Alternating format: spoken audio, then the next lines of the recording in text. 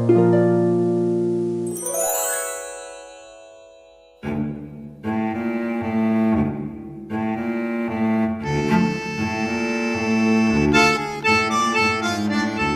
bye at sa lahat ng mga listeners. Gusto ko lang i-share yung nangyari sa amin nung pinsan ko. Itago niyo lang ako sa pangalang Pot. At itago niyo na lang sa pangalang Lot yung pinsan ko. Lot is my very closest cousin. She's my everything since we were young.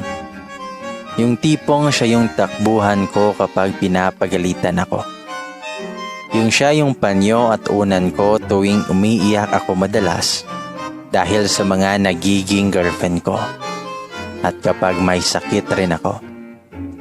I know I'm lucky to have her and I can say na di ko alam kung anong gagawin ko kapag nawala siya. Maski konting tampo niya lang sa akin, di na ako mapakali. Yung tipong sa sobrang close namin pati lolo namin pinag-iisipan na ng masama yung pagsasama namin. So the story is like this.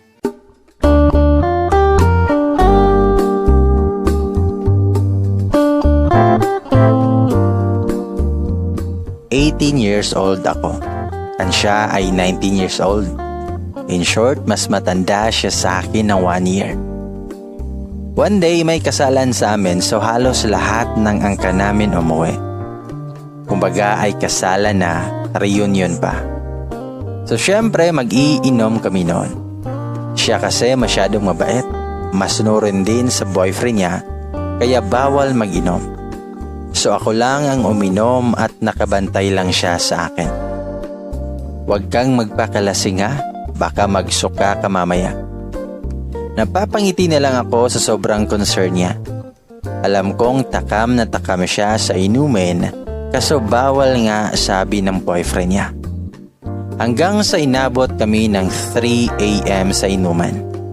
Pati siya ay di pa din natutulog. Sabi niya na Pot, kain tayo. Hinintay talaga kita bago kumain para sabay na tayo. Sabi niya sa akin tapos sinabayan ko na siyang kumain. Magkasama kami sa kwarto. Wala namang issue yun sa family namin kasi nga alam niya na higit pa sa pinsan ang closeness namin na parang magkapatid na din.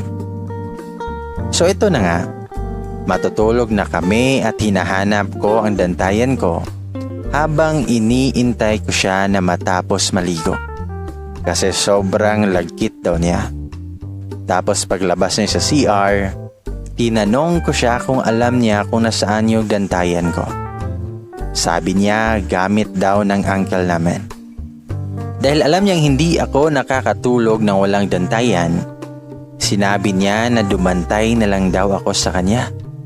So tuwang-tuwa naman ako dahil willing siya mag-sacrifice para lang makatulog ako ng maayos.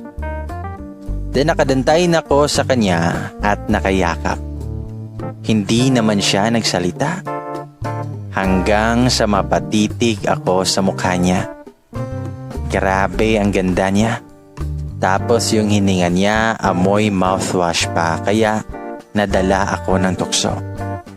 Napadikit yung labi ko sa labi niya. Napamulat naman siya at pinandilatan ako ng mata.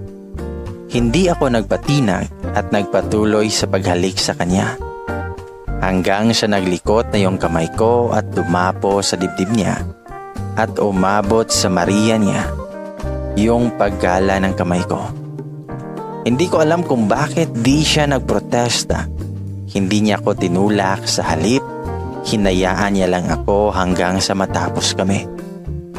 Hanggang ngayon wala pa ring pagbabago. Nahalikan ko na siya kaso patago nga lang. Hindi ko alam kung anong meron sa amin. I think I fall in love with her. Ano kaya talaga yung meron sa amin? Kasi siya may boyfriend tapos hinahayaan niya ako na i-treat ko siya as my girl.